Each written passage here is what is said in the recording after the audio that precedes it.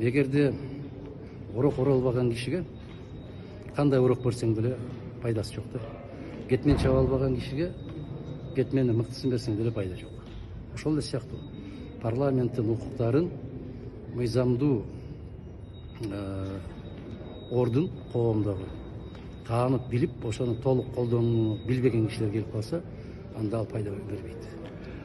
Мына ушул мурунку парламентке сын аябай көп айтылды, мына чөнтөк парламент болду, бийликтин айткан дегенин эле кылды депчи. Бул парламентте бийликке каршы тура алчу, айрым бир сын айта алчу адамдар болобу мындай? Мен өзүбүздүн бүтүн Кыргызстан боюнча айта алам, бүтүн Кыргызстан кылдай кыйшайбай турат. Бүтүн Кыргызстан адилеттик үчүн, мыйзамдуулук үчүн, мамлекеттүүлүк үчүн кылдай кыйшайбайт. Бүтүн Кыргызстан мына сиздер сурамжылоо жүргүзүп, массалык маалымат каражаттары эң туруктуу принципиалдуу партия катарында ошол жеңишке жетишти. Кудай буйрса, мындан ары дагы, мындан да каттуураак, бекемирээк болобуз. Төрага боюнча сиз өзүңүздү төрага болууга талапкерлигиңизди коесузбу же кандай болду? Аны карап көрөбүз. Төрага деген бул мансап болбоо керек. Төрага деген бул жогорку кеңештин кадыр баркын, жогорку кеңештин даражасын өлкө ичинде эле эмес, сырткы мамлекеттер менен дагы жеткиликтүү деңгээлде көрсөтө алчу инсанын болгону жалпы Кыргызстанга пайда алып келет. Азыр Талант Мамытовдун аты айтылып, ошол чечилди, ошол болот дегендей кылып атат. Сизде кандай кабар бар? Эми эгерде өзүң айткандай чөнтөк парламент болсо, анда кимди көрсөтсө ошону көтөрө берет. А эгерде кече элдин арасында элге берген убадаларыбызга бекем туралы, кечеки убадаларыбыз ак үйгө киргенден кийин эшиктин сыртында калып кетпесин деген сезимдер болсо, анда башкачараак мамиле болуш керек. Азыркы жеңиштин даамы кандай экен? Мен даамын таткан жокмун. Мен силерге биринчи эле ошол шайлоо бүткөн түндө эле айтпадым. Анын даамы ачуу, таттуу, кандайдыр бир бул жерге көп маани бербейт. Мурун кетип бараткан парламентке кандай бааңызды берет элеңиз? Эми уят маселе бул. Ушу мезгилге чейин ачкычтарын бербей качып жүрүшөт дейт. Деңгээлдери ушул да.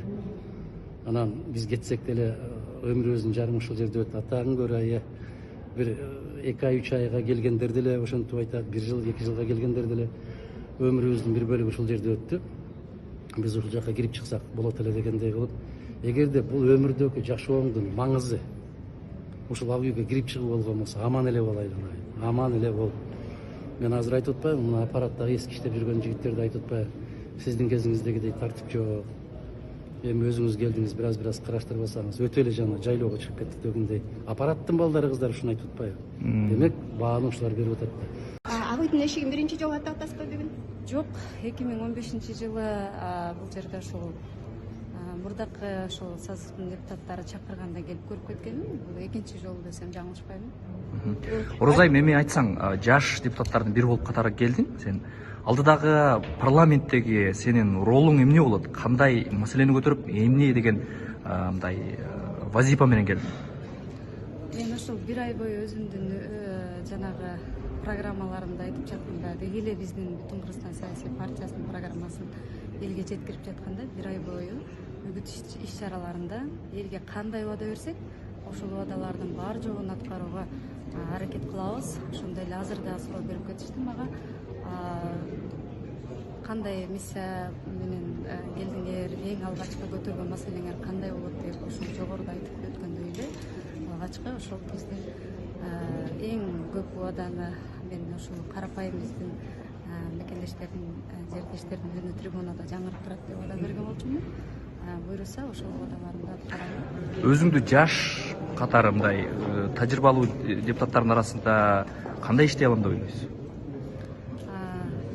Албетте мен эми менден дагы билимдүү, менден дагы тажрыйбалуу да сыккан адистери, ар тармактын өзүнүн адистери дагы азыр келип ушу кеңешке алгачкы иштерин баштаган жатат. Мен сыяктуу эле 70-80% жаңы келип атышат. Азыркы чакырылыштын депутаттары ошондой эле эң жаш депутат катарында мен тайманбастыгым, ошондой эле жанагы жалтаң бою болуп бийликтин же болбосо кайсы бир тараптардын көзүн карабай элдин үмүтүн актаганга аракет кылам.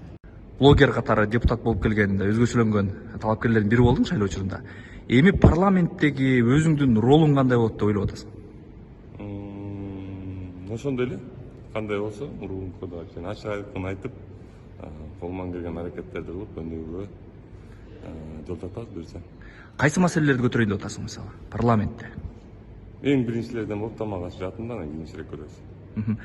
Ынтымак партиясы бийликтин партиясы экен деп айтылган буга чейинчи. Анан азыр бул парламент бийликчил болот, бардыгысы мындай мамлекет башчы же болсо өйдө жактан келген буйруктарды аткарат деген ой бар. Бул пикирге кандай ойлойсуз? Мен дагы башынан эле айткам интервьюларда партия мен үчүн инструмент болгон өткөнгө көбүк кеңеште. Мен бөлүнүп жүрө албайм, бийликтин партиясы же болсо оппозиционный партия деп. Мен өзүмдүн миссиям бар, өзүмдүн жумушум бар. Ошолорду аткарууга аракет кылам буюрса. Кайсы бир саясий окуяларда бийлик тараптан бир буйрук түшсө, бир мыйзамды эрте кабыл алыш керек, мындай кылыш керек дегенде сен Мен эл тараптан. Элиме кандай пайдасы тийсе эгер, мен макулмун, пайдасы тийсе макулмун. бул парламенттин сапаты кандай болот деп ойлоп атасың? Мисалы биз буга чейин ар кандай ат коюп, Жаша көрсөтүп. лакап ат коюп мындай айтылып келген эл арасында. Бул парламент кандай болот, кандай иштейт деп атасың? Жаша көрсөтүп. Ар бирөөнө жооп бере албайм да, өзүмө жооп бере алам. Мындай аз көрдүңүз да кимдер кандай сапат экен? Жок, көргөн жокмун. Чынымды айтсам жетишкен жокмун, жумуштар менен жүрөбүз. Ант бергенде окуй элекмин, азыр буюрса окуйм деп. Сиздин вазифаңыз, бул парламенттеги ролуңуз кандай болгудай? Менин ролум ушу эли журтка кызмат кылуу, мыйзам чыгаруу, мыйзамды көзөмөлдөө. Ушу башка депутаттар кандай кызмат кылган болсо, мен да ошол кызматты жасайм деген аракеттемин. Кудай буйрса ушу жанагы эли журтубузга болгон күчүбүздү жумшап, акылыбызды жумшап, эли журтка кызмат кылуу. Сиздин агаңыз атайын кызматты башчыны жетектеп турат азыркы күндө. Кандайдыр бир парламентте басым же кандай болот? Эч кандай болбойт. Эч кандай болбойт, себеби дегенде биз элдин атынан шайланып келдик. Өкмөңүздөрдөн ушундай жогорку кызматта турганын кандай комментарийлер айтып каласыз? Аны биз эл шайлады, элге таразага коюлдук, эл шайлады, шайланып келдик. Кудай буйрса элге кызмат кылабыз. Моралдык жагы кандай деп байлайсыз? Туугандары жогорку кызматта отурат дегендей. Туугандар отурат, анан кийин башка дегендерди эми аны моралдык жагын өзүңөр талдап аласыздар. Биз элге кызмат кылабыз. Ошол жанагы бул жерде мурдагы президенттин дагы иниси ушул парламентте отурганда кандайдыр бир таасирдүү болот. Бизде андай таасир жок болот. Таасирдүү болот. Анын кабинетинде Биз Кудай буйрса мындан буяка эл журтка кызмат кылабыз. Башка эч кандай башка бирөөдөн сабакта калбайбыз, башка бирөөнүн жолунда баспайбыз. мисалы анын кабинетинде кезек күтүп турушчу эле деген Эч сөздөр бар кандай да. болбойт андай. Менин кабинетимде барып турсаңар болот, кийин көрөсүңөр, өзүңөр дагы. Биз только ушу эл журттун гана кызмат кылганга аракет кылабыз. Сиз шайлоого баратып, Камчыбек агаңыз Кыдыршаевич менен сүйлөштүңүзбү ушул жөнүндө, парламенттеги ишмердигиңиз жөнүндө? Биз бардыгын таразалап чечип, анан кийин ошол